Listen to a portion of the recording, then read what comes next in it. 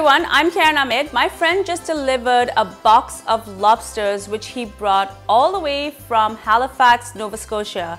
Now, I didn't realize that these lobsters are still alive, so I'm going to have to dispatch them before I slather them with some chili garlic butter and grill them.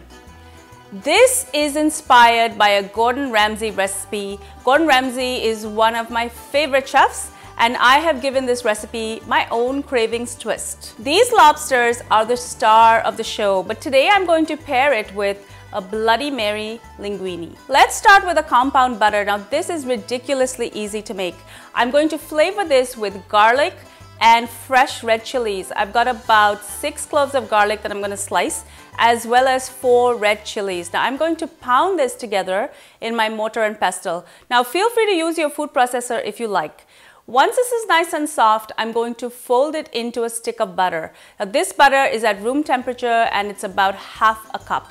I'm using salted butter, but if you're using unsalted butter, also add some salt at this point. I have more recipes for how to prepare a compound butter and store it in your refrigerator, and I'm going to leave that link for you at the end of this video as well as in the description. There's a couple of ways to prepare the lobster. You can boil it, steam it, or grill it. Either way, they're delicious. Now, I looked up a couple of different ways to dispatch or kill the lobster, and the most humane way is to stab it between the eyes and in between the body. Now, what this does is paralyze the lobster instantly. If you want your lobster to be a little sluggish during this process, which is really advisable, you can stick it in your freezer for 15 minutes. The lobsters get very sluggish when it's cold. That's why it's always advisable to keep them on ice as well as put them in the freezer just before you kill them. I have to admit, I was quite terrified to dispatch or kill this lobster. I've never killed anything before, and it was almost as traumatic for me as it was for the lobster.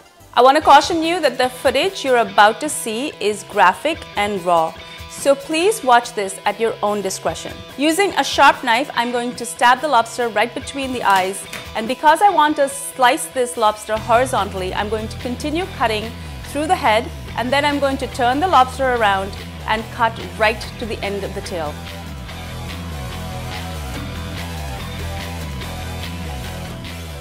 Because these lobsters are raw, there's a lot of moisture on the meat. So I'm going to slather my chili garlic butter on it very cautiously, and then I'm going to take it to my grill.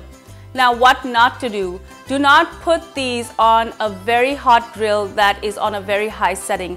The butter will burn almost instantly and cause a flame, and your lobsters will get charred. What you need to do is get your grill to a really high temperature and then turn it down. And once it's on a lower setting, you can put your lobsters down onto your grill and grill them till they're cooked. In between, I'm going to baste them with some additional chili garlic butter. This chili garlic butter also makes an amazing dipping sauce. You can simply melt this in your microwave and dip the luscious chunks of lobster in it. I'm going to work on the Bloody Mary sauce. Now this has wonderful flavors that you can expect from this delicious cocktail.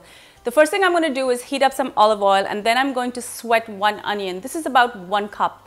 I'm also going to add some garlic. I've got about 4 cloves of garlic that I've minced. The more garlic, the better. I'm also going to add a cup of finely diced celery. This gives your pasta a really delicious crunch. And now it's time to add all of the delicious flavors you can expect from a Bloody Mary. I'm going to start with a generous glug of Worcestershire sauce. I can't believe I finally pronounced that right. I've got about 2 to 3 tablespoons of this sauce together with another tablespoon of Tabasco sauce, as well as celery salt. And you can always see celery salt in a Bloody Mary, and this is no exception. I'm also going to add a can of crushed tomatoes. This is an 800 ml can of tomatoes. I'm going to add some in and incorporate it with the spices, and then I'm going to add the rest of it.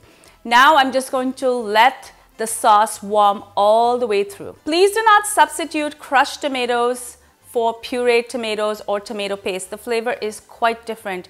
You can, however, use fresh tomatoes. All you need to do is blanch them and puree them. Now, I have a video that shows you how to properly blanch tomatoes, and I'm going to throw that link at the end of this video as well as in the description. Once your sauce has started to bubble, you can throw some vodka in if it's an adult affair. Remember to taste your sauce and add more seasonings as required. Remember, every brand of crushed tomatoes or tomato paste is very different. Some of them are saltier than others, so be sure to taste this. I've also been cooking some linguine. I've got 400 grams that I've cooked till it's al dente. This has already been drained, and I'm simply going to fold it into my sauce. I'm also going to throw in some olives, some cherry tomatoes, and finish off with some chopped parsley. This is now ready to accompany my beautiful chili garlic lobsters, and it's a marriage made in heaven. I do hope you enjoyed this video. Thank you so much for watching. Please do visit me often, and don't forget, I upload new videos every Friday, so I hope to see you soon. Till then, take care. Bye.